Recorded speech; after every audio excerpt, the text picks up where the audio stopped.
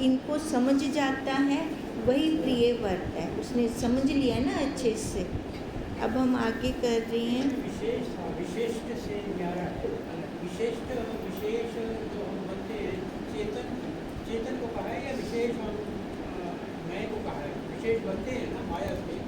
हम देखो उपाधियों में आकर विशेष बन जाते हैं, है ना। जो वो न्यारा है उसमें तो कुछ उपाधि है ही नहीं ना, सबसे अलग हो गया ना वो। तो किसको कहा है? विशेष वही चेतन को कहा है या वो ना जो लाइन होगी उसके अनुसार होगा। बीच बीच में बोल तो ऐसे नहीं होता, वो साथ में लिंक जुड़ा होता है, उसके अनुसार हम बताते होते हैं। इतने में पृथुराज ने सभा में आकर कहा, अब आगे चल रहा है पृथुराज का। हे नितज्ञ सभा, अशुद्ध मन रूप वेणु राजा है। नीति को छोड़ के अधर्म पूर्वक विषयों में प्रवृत्ति, यह इस मन रूप वेणु की अन्यायकारिता है। अब देखो पृथुराज राजा है, अब वो क्या कह रही हैं कि अशुद्ध मन रूप वेणु राजा है। मन तब राजा होता है जब अपने साथ लेकर चला जाता है। आज तक हमारा हो क्या रहा था, है ना, यही राजा बना बैठा था। नीति को छोड़कर अधर्मपूर्वक विषयों में, नीति छोड़ दी ना, धर्मपूर्वक विषयों में प्रवृत्ति करवाई है इसने।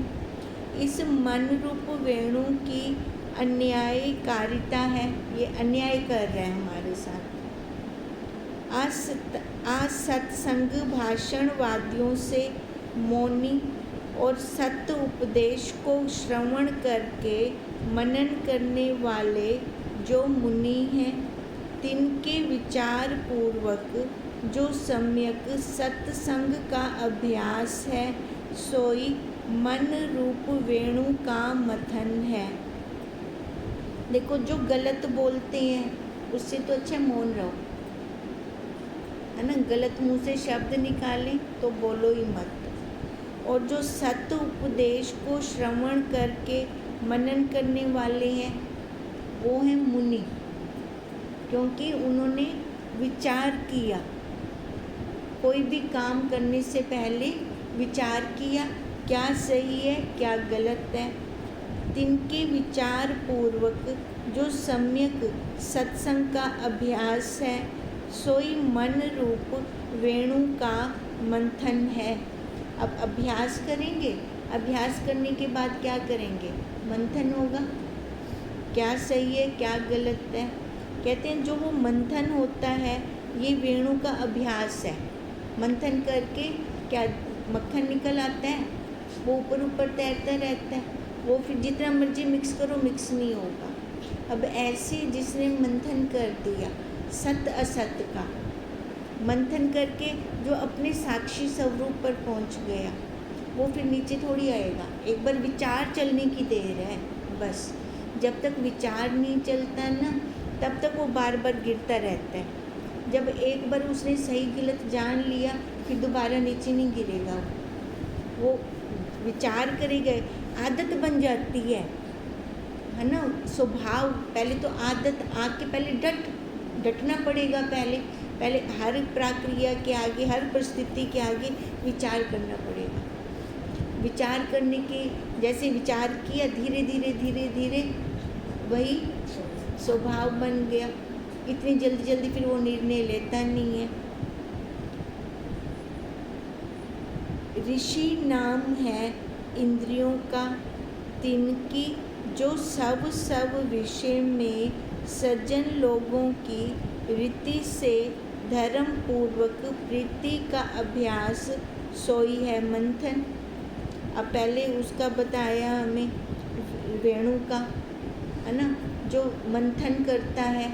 अब आगे कह रहे हैं ऋषि नाम है इंद्रियों का, तिनकी जो सब विषयों में, हर इंद्री का अपना विषय है। हर इंद्री अपने विषय के अंदर जाती है, सब विषय में जाती है वो। सज्जन लोगों की रीति से धर्मपूर्वक, देखो जो सज्जन लोग होते हैं वो प्रीति तो करते हैं पर कैसे करते हैं, धर्म से, अति नहीं करते, वो प्रीति होती है पर वो धर्म के अनुसार चलते हैं। अब ये धर्म के अनुसार चलते हैं तो इसमें क्या होता है, उनका अभ्यास होता है। नहीं तो अज्ञान काल में क्या होता था, अभ्यास न होने के कारण गलत भी सही लगता था। तिससे रज तम से दबा नहीं हुआ, जो शुद्ध सत्व गुणी रूप व बोध रूप पृथुराज प्रादुर्भाव होता है। देखो, जो रज और तम से दबा नहीं है, अब जो विचार करेगा उसका क्या सत्वगुण होगा, रजोगुण और तमोगुण उसके ऊपर हावी नहीं होगा, तो उससे क्या होगा, बोध रूपी पृथुराज प्रादुर्भाव होता है, सोई विचार रूपी धनुष से। अब देखो उसका अब क्या प्रादुर्भाव हुआ, क्या उत्पन्न हुआ, बोध। जैसे पृथ्वी में हम कोई बीज डालते हैं, समय पाकर वो पनपता है ना, फिर निकलता है ना समय पाकर।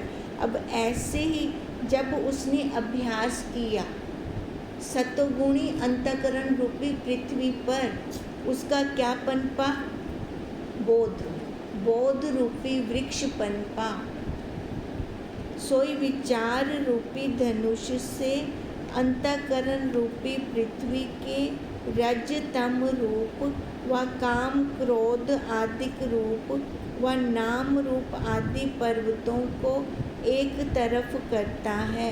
अब देखो बोध रूपी वृक्ष उपजा, अब बोध रूपी वृक्ष से क्या हुआ, विचार रूपी धनुष से अंतःकरण में जो रज तम या क्रोध मल विक्षेपता जितना कुछ है ना, अब विचार रूपी धनुष से उसने इन सब को नाश कर दिया। अंतःकरण के अंदर मल है, ये मल कैसे जाएगा, विचार से। अब जो जिसका बोध रूपी वृक्ष पनपा तो वो विचार करेगा। अब विचार रूपी धनुष से उसने इस सब मल को हटा दिया।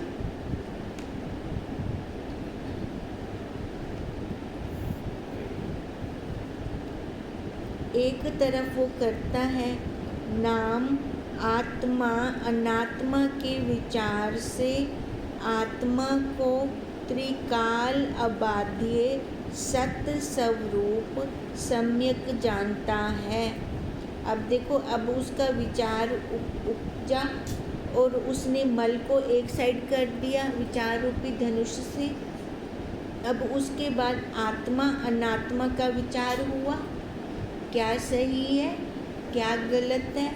अब आत्मा को त्रिकाल बाध्य उसने सत्य स्वरूप, जब उसने सत्य असत का विचार किया, विचार करके मंथन से क्या निकला, अपना स्वरूप। अब वो अपने स्वरूप को सम्यक जानता है और अनात्म रूप पर्वतों को आत्मा से भिन्न मिथ्या तत्व निश्चय व अत्यंत अभाव निश्चय जानता है। अब अनात्म रूप पर्वतों को शरीर हो गए या परिस्थितियाँ हो गई है ना, कितनी अनात्मा रूप देह के ऊपर बैठ जाते हैं तो कितना कुछ आता है। अभी इन अनात्मा रूप पर्वतों को उसने आत्मा से भिन्न जाना। क्या जाना कि ये मिथ्या है, इनका कोई वजूद नहीं है, माया है ना। अभी एक पल पहले क्या था और उसके अब देखो, अब पहले वाली वो खड़ा है, चाहे वो सुख है चाहे वो दुख है ना, या किसी से वैर हुआ किसी से द्वेष हुआ, वो वाला पल अब है, ख़त्म हो गया। अब उसने ऐसा जान लिया। अब जिसने ऐसा जान लिया तो वो दुखी होगा, वो वर्तमान में जिएगा जो अब प्रेजेंट में है। अगर हम अब प्रेजेंट में जीते हैं तो दुख किस बात का, दुख जा रहा है, सारा बीतता जा रहा है। अब मान लो 5 मिनट का दुख आया, 1 घंटे का आया, 1 घंटे के बाद गया, चला गया ना, रुका तो नहीं ना। पर रोक कर कौन रखता है? हम रोक कर रखते हैं। हम क्यों रोक कर रखते हैं? क्योंकि हमें वो सत्य लग रहा होता है, इसलिए रोकते हैं। अब वो सत्य लग रहा होता है तो कभी हमारा दुख खत्म ही नहीं होता, क्योंकि असत्य को मैंने सत्य माना। अब जिसको आत्म बोध हो गया, जिसने सम्यक जान लिया, वो सत्य असत्य का निखेड़ा करेगा और उसके बाद आत्मा को त्रिकाल अबाध्य सत्य स्वरूप सम्यक जानेगा। हमारी आत्मा का कभी नाश नहीं होता, तीनों कालों में वो एक रस है, उसमें कोई उपाधि ही नहीं है। और अनात्म रूप पर्वतों को आत्मा से भिन्न मिथ्या निश्चय किया, वह अत्यंत अभाव निश्चय जानता है। भी ऐसा है नहीं कहना, ये जादूगर का खेल है। सामने दिख रहा है, दूसरे पल खत्म, कहाँ गया? कोई है था ही नहीं, होता तो दिखता, जैसे मृग तृष्णा का जल। अब उसका ये निश्चय पक्का हो गया। इसके उपरांत सर्व दोषों से रहित अंतःकरण रूप पृथ्वी सत्य संभाषण आदि तथा मित्रता आदि गुण रूप रत्नों को देती है। अब मंथन किया, मंथन करने से रत्न निकले। जब सत्य असत्य का निखेड़ा हो गया, माया का अत्यंत अभाव हो गया, तो उसके बाद सभी दोषों से रहित हो गया अंतःकरण रूपी पृथ्वी। अब दोष तो खत्म हो गए पृथ्वी के अंदर। अब पृथ्वी से क्या निकलेंगे? गुण निकल रहे हैं, रतन निकल रही हैं। रतन क्या? सत्य संभाषण, सबके साथ अच्छा बोलना, मीठा बोलना, और मित्रता, किसी से वैर भाव ना रखना आदि रत्नों को पृथ्वी देती है। तथा सत्व गुण कर युक्त हुई अंतःकरण रूप पृथ्वी में धर्म रूप वर्षा कर मुमुक्षुओं के व्यवहार में। अच्छा, अब देखो अंतःकरण कैसा हुआ? सत्वगुणी। सत्वगुणी से अब क्या होगा? जो मुमुक्षुओं का व्यवहार है वो कैसा होगा? सचावट रूप वाला, सच्चा, है ना। अब जिसका अंतःकरण शुद्ध होगा ना, उसके अंतःकरण में छल कपट होगा ही नहीं। उसका व्यवहार कैसे होगा? सच वाला होगा उसका व्यवहार, उसको छल कपट करना ही नहीं आएगा। इससे मुमुक्षु स्वरूप में संशय आदि शत्रुओं से रहित। अब मुमुक्षु कैसे हो गया? संशयों से रहित, है ना। उसके अंदर अब कोई संशय ही नहीं रहा। क्यों? संशय तब रहता है कि ये करूं कि ये करूं, ये सत्य है कि ये सत्य है। अब जब एक बार निश्चय हो गया, दृढ़ निश्चय हो गया, अपने सत्य स्वरूप को उसने जान लिया, तो संशय कहाँ रहेगा? शत्रुओं से रहित, संशय आदि शत्रुओं से रहित निष्कर्तव्यता रूप तख्त में बैठ के निरअतिशय आनंद को अनुभव करता है। अब तो आनंद मिलेगा। वो प्रिय व्रत था ना, व्रत को निभा दिया उसने। अप्रिय क्या था? आनंद था। आनंद किसका है? बाहर से तो मिल नहीं सकता, अपने स्वरूप का आनंद है ना। बाहर सुख है, सुख पल दो पल का है, फिर दुख है उसके साथ। इससे जो मुमुक्षु बोध रूप पृथु राजा को मन रूपी वेणु से पूर्वोत्तक अभ्यास रूप मंथन से उत्पन्न करेगा। अब वो पृथु हो गया वो मटका, वेणु होगी वो रस्सी जिसे हम मंथन करते हैं। वो उसके मंथन से क्या निकला? अभ्यास रूप मंथन से उत्पन्न करेगा विचार को, तो परम आनंद को प्राप्त होवेगा। परम आनंद हो गया मक्खन, ऊपर ऊपर उसका मक्खन रहा, वो तैरता रहेगा। पुनः शब्द आदि विषय मनुष्य मूर्ति धार कर सभा में आके बोले, हे पंच परमेश्वरों, सर्व लोग हमारे में दोष आरोपण करते हैं। अब ये कौन है? विषय है ना। हम कहते हैं ना विषय बुरे हैं, विषय बुरे हैं, पर विषय बुरे थोड़ी हैं। अगर बुरे होते तो परमात्मा बनाते क्यों? इनकी अति बुरी है, विषयों की अति बुरी है।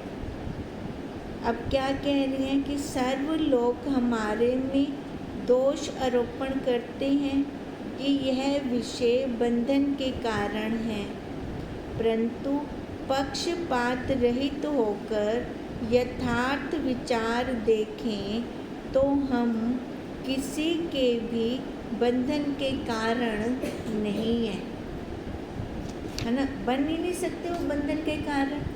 वो तो धर्मात्मा है, अपने अपने धर्म में रत है। सर्व अपने को आप ही बंधन करते हैं, बंदरवत। हम जीव ही अपने आप को बांधे बैठा है, क्योंकि अब उन्होंने कहा बंदरवत है ना। बंदर खुद वो मटके में हाथ डाल के खुद ही मुट्ठी नहीं खोल रहा, खोलेगा तो छूट जाएगा। क्योंकि आकाश आदि पंचभूतों के हम शब्द आदि पंच गुण रूप पुत्र हैं, व हम शब्द आदि पंच सूक्ष्म भूत हैं, है ना। महाभूत बोलते हैं ना इनको। प्रथम पक्ष में तो पंच ज्ञान इंद्रियां, पांच कर्म इंद्रियां, पांच प्राण, मन, बुद्धि, चित्त, अहंकार, यह हमारे भ्राता हैं, स्थूल शरीर। दूसरे पक्ष में स्थूल पंचभूतों सहित यह हमारे पुत्र पौत्र हैं। सो हम निज भ्रातन से व निज पुत्रन से स्वाभाविक व राग द्वेष से आपस में व्यवहार कर रहे हैं। अब देखो, प्रथम पक्ष में तो पांच ज्ञान इंद्रियां, पांच कर्म इंद्रियां, पांच प्राण हो गए, मन हो गया, बुद्धि, चित्त, अहंकार, यह हमारे भ्राता हो गए। अब पुत्र दूसरे पक्ष में स्थूल पंचभूतों सहित, अब ये कौन हो गए?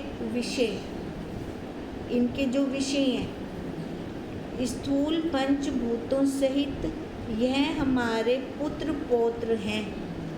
अब यही आपस में लड़ रहे हैं, है ना। आपस में ही वर्त रहे हैं, अति कर देते हैं। अति करने से क्या होता है? फिर नुकसान हो जाता है। नुकसान क्या होता है? बीमार हो जाते हैं, शरीर बीमार होता है ना। सो हम निज भ्रातन से व निज पुत्रन से स्वाभाविक व राग द्वेष से आपस में व्यवहार कर रही हैं। अब मेरे को ये चीज़ नहीं खानी, ये अच्छी नहीं है, या हमने द्वेष कर दिया, ये चीज़ बहुत अच्छी है, या ये कपड़ा अच्छा है ना, या हमने राग कर दिया। कहते हैं बैठे तो यही कर रहे हैं, जितनी हमें ज़रूरत है उतना अगर व्यवहार करें तो फिर इनको तो देखते देखते निकल जाएंगे ना, फंसेंगे नहीं ना। रुकावट कहाँ आती है? ये विषयों में आती है। मन यहाँ पर फंसा देता है, चंचल है, बंदरवत है, अभी बोला उन्होंने, हमें यहाँ फंसा देते, यहाँ इसको छोड़ना ही नहीं चाहता, इन विषयों को ये छोड़ना ही नहीं चाहता। सुनने में तो अच्छा लगता है, हाँ विषय हैं, पर जब अभ्यास करना पड़ता है, व्यवहार में लाना पड़ता है, फिर ये छूटते हैं, है ना। उस टाइम देखिए ना, फिर पता उस टाइम चलता है। फिर अब कहते हैं यही आपस में ही व्यवहार कर रहे हैं राग द्वेष से। अनुकूलता प्रतिकूलता हम शब्द आदियों से हमारे भ्राता व निज पुत्र मन आदि व श्रोत्र आदि इंद्रियों को हर्ष शोक हो व ना हो। अब देखो, शब्द की इंद्री है कान। कोई अच्छा अच्छा बोल देता है, पर हमारे लिए कोई अच्छा अच्छा बोल रहा है, कान को कोई फ़र्क नहीं है, फूलेगा नहीं कान। अच्छा, कोई बुरा बोल देता है हमारे लिए, उससे भी इस इंद्री को कोई फर्क नहीं है। ऐसे हम सारी इंद्रियों को जान लें, ठीक है। अब कौन फूलता है, कौन सिकुड़ता है? मन। मन में भी ये क्यों हुआ? जब मैं शरीर पर बैठी, है ना, तब किसी ने बहुत अच्छा बोला तो अंदर से फूल गया। क्यों? मैं बनी बैठी हाँ, शरीर पे बैठी हाँ, ता फूली ना। अब किसी ने गलत बोला तो सब कुछ आ गया, है ना। ये अपमान फील कर लिया। क्यों किया? शरीर पर बैठी तब हुआ। कहते हैं वो इंद्री को तो कोई फर्क नहीं पड़ता, चाहे जिवे मर्जी उनको कोई आके। तात्पर्य यह है कि हम शब्द आदियों में अनुकूलता प्रतिकूलता हमारे भ्राता व पुत्र मन ने मानी है। मन से माना है हमने ये सारा। श्रोत्र आदि इंद्रियों ने भी नहीं मानी, वह मन के साथ मिलके श्रोत आदि इंद्रियों ने भी मानी है। अब मन के साथ मिलते हैं तब लगता है दुख हमें, है ना। नहीं तो कोई ये जो शब्द हैं, जो विषय हैं, ये बुरे नहीं हैं।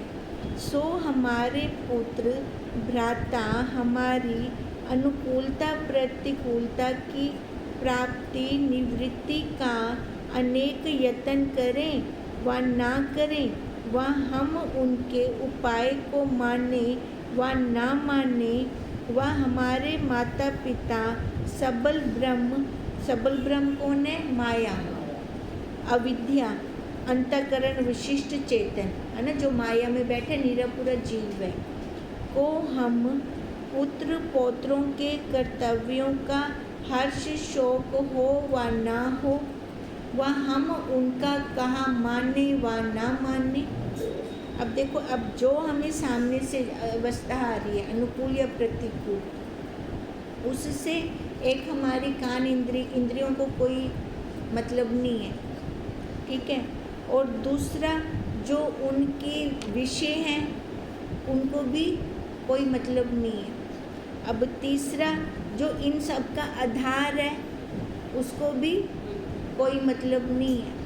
अब चौथा जो ये जड़ है, जड़ के अंदर है, इसको भी कोई मतलब नहीं है। मतलब के कुएं, हाँ, जो जीव बन के बैठे हैं। यही विशिष्ट चेतन है, जहाँ माया विशिष्ट माया होगी ना, माया विशिष्ट अविद्या वाला चेतन, जहाँ विशिष्ट जो है, हाँ, तो वो माया वाले को बोला है। अब देखो, अब यहाँ पे फर्क किसको पड़ रहा है? इन कामों का हर्ष शोक हम लोगों को हो नहीं सकता, परंतु पूर्वोत्तक हम लोगों के साक्षी प्रत्यक्ष आत्मा तीसरे को हमारे बीच पढ़ने में क्या प्रयोजन है? ओले साढ़े बच आवे क्यों? जरा साक्षी है, जरा आधार है, यह मन आदिकों का साक्षी आत्मा अपनी महिमा में ही रहा, और हम अपने घर में निज संस्कारों से जैसा होगा वैसा भुगतेंगे। अब मन मध्य भावी है, यही मन हमें अपने अंदर ले जाता है और यही मन हमें बाहर भटकाता है। कहते हैं हूँ आत्मा को तो कोई लेन देन कहनी, इन शरीर को भी कोई लेन देन कहनी। अब लेन देन जो मन के साथ जुड़ जाएगा वो जैसे संस्कारों के साथ इस घर में रहेगा वैसा वो भोगेगा,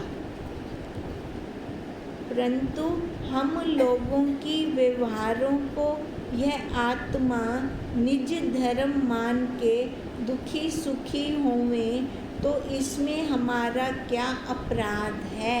ये विषय बोल रही हैं। खुद ही वो दुखी सुखी थींदा पे जीव तो साडा क्या अपराध है?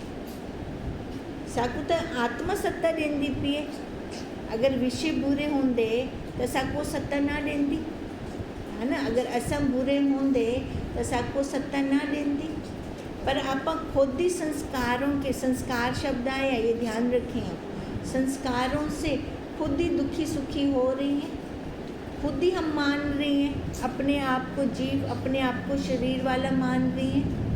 उसने तो नहीं कहा कि तू शरीर वाला है, उसने कहा ये मेरा घर है ना, और तू वो मैं, हम एक है, तू और मैं एक है। वही हम अगर अपने आप को देखें तो, पर हमने क्या कर दिया, उस परमात्मा को बाहर देखा है ना, अलग कर दिया। अब अभी भी हम जो आज पढ़ रहे हैं ना ये गीता का, परमात्मा इस देह में जो देखे जानता वही, अब वही है ना परमात्मा जड़ा इन देह विच देख से वो जान से। अब जड़ा देख से ही ना परमात्मा ही देह विच, इस देह में जो नहीं देखेगा वो बाहर देखेगा, बाहर देखेगा तो भटकेगा, बाहर विषय विदा है, बाहर तो बहु को जे परमात्मा दे नाल नाल बाहर बहु को जे, जो परमात्मा को बाहर देख से तो बे चीज़ा भी नाल देख से है ना। परमात्मा वो उसको उस टाइम देखेगा जब मंदिर में होगा है ना, जब परमात्मा को उसने बाहर देखा है ना, बाहर देखा तो उतना टाइम दिखेगा मंदिर में या घर के एक कोने में बस। अब उसके बाद उसको और चीज़ें भी तो दिखेंगी बाहर की। अब जब तक इसको वो चीज़ें बाहर दिखती रहे और परमात्मा भी बाहर दिखता रहेगा, अपने अंदर वो आ नहीं सकेगा, अपने आप को परमात्मा मान नहीं सकेगा, जान नहीं सकेगा अपने आप को, तो मुक्त कैसे होगा है ना, जब हम अपने आप को जानेंगे। जब अपने आप को जानना तो विषय बुरे नहीं हैं, विषय जड़ है ना, विषय सारे जड़ हो गए। वो कह रहे हैं हमें उस परमात्मा ने नियम दिया है चलने का, हम वैसे चल रही हैं, हमारा बीच में कोई रोल नहीं है। अगर जीव खुद अति कर देता है, खुद दुखी होता है। अब वही बोले ना, संस्कारों से जैसा होगा वैसा भुगतेगा। उसका संस्कार कैसा है, रज है, तम है, सतो है, उसी हिसाब से भुगत रहा है ना, फिर भी समझता नहीं है। इस प्रत्येक आत्मा ने हम लोगों को अपनी क्रीड़ा वास्ते बनाया है, वो भी तो खेले। ये विषय क्या है, खेलने के लिए है, उपयोग करके छोड़ दे, ये छोड़ना आना चाहिए हमें, हम छोड़ते नहीं हैं। अब तभी वो कह रहे हैं कि आत्मा ने हम लोगों को अपनी क्रीड़ा वास्ते बनाया है, हम सर्व लोग इस आत्मा के खेलने के खिलौने हैं, विरोधी नहीं है। उसको एक से बहुश्याम हुआ कुछता हो भी खेलन किते। अब हमसे दुख मानने से क्या मतलब है, हमें क्यों गलत बोलते हो कि विषय गलत है ना, इनको छोड़ देना चाहिए।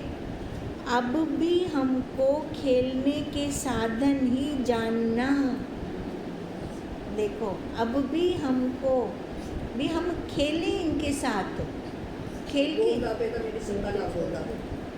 हाँ बोलदा पे मेरी सत्ता नाल, बोलदा पे सुनदा पे मेरी सत्ता नाल, अपने आप तक कुछ क्या नहीं कर दे, हाँ खेल रहे ये, तो फिर वही है ना, इसको देखें, अब भी हम इसको ऐसे देखें, खेलने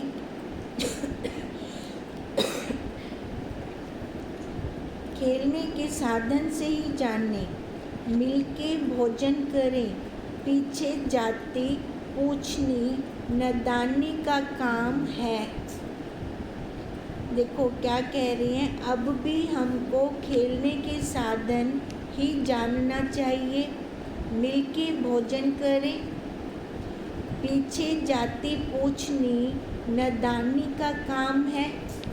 हम शब्द आदि विषयों से ही इस साक्षी आत्मा के रमने का यह नाम रूप संसार चमन शोभा पा रहा है। अगर ये ना हो विषय उनका बखान किमें थी वे,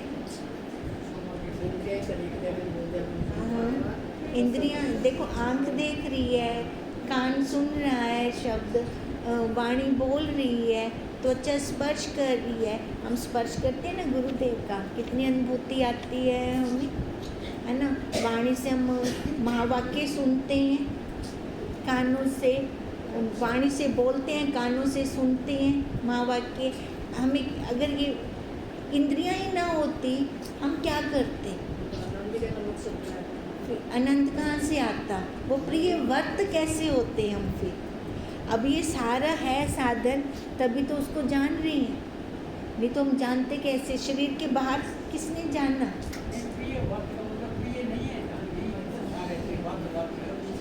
हम नेगेटिव क्यों जा रही हैं? हम नेगेटिव, प्रिय वर्त नहीं है ऐसे क्यों बोल रहे हो? हम प्रिय वर्त हैं, हम प्रिय वर्त हैं। क्यों? क्योंकि हम जान रहे हैं, है ना। इंद्रियां अपने अपने स्वभाव में वर्त रही हैं, हम प्रिय वर्त हैं और हमें पता है, उपयोग करके छोड़ दो, पकड़नी है। जो जिसकी पकड़ नहीं है वो प्रिय वर्त है, वर्तदा भी पे, है ना। क्यों प्रियता खत्म? वो प्रिय अपना स्वरूप है। हाँ, फिर प्रिय आप बाहर वाले संसारी क्यों प्रिय प्रिय पकड़ी बैठे हो? जो बाहर संसार में रहेंगे तो प्रिय वही पकड़ेंगे ना।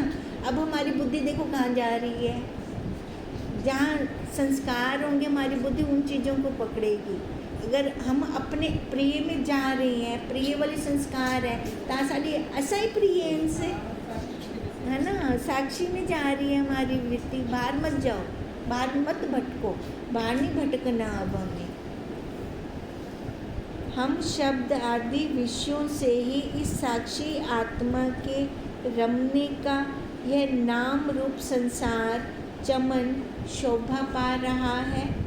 जो हम नहीं होवे तो चमन में वृक्षों के समान, तो फिर संसार क्या है? संसार है कुछ? मैं हाँ तो संसार है, मेरे को ले संसार, मैं हूँ तभी है। हम लोगों का ही तो संसार है ना। मैं हूँ तो है, अगर मैं ही ना हूँ तो संसार ही नहीं है। तो इसका क्या मतलब है? वो मैं ही हूँ, मैं स्वयं हूँ, वो साक्षी, मैं ये शरीर नहीं हूँ, है ना। ये जो कर्म इंद्रियाँ, ज्ञान इंद्रियाँ, ये जड़ है, ये भी नहीं हूँ मैं स्वयं। हाँ, ये खेलने का खिलौने है, ये हमारे, हम खिलौने हैं, खिलौने के साथ खेलें, है ना। खिलौने को मैं तो नहीं करते रहते, अपने से अलग मेरा खिलौना है, ये मेरा शरीर है, बोल देता है मैं से, पर बुद्धि में दृढ़ता होंगी कि मैं ही हाँ। अब इसको हटाना है, वही बोध हो हमें, वही सत्य असत्य का निखेड़ा है। मंथन करें, मंथन करेंगे तब अपने आप में बैठेंगे। ओम तम नमामि, ओम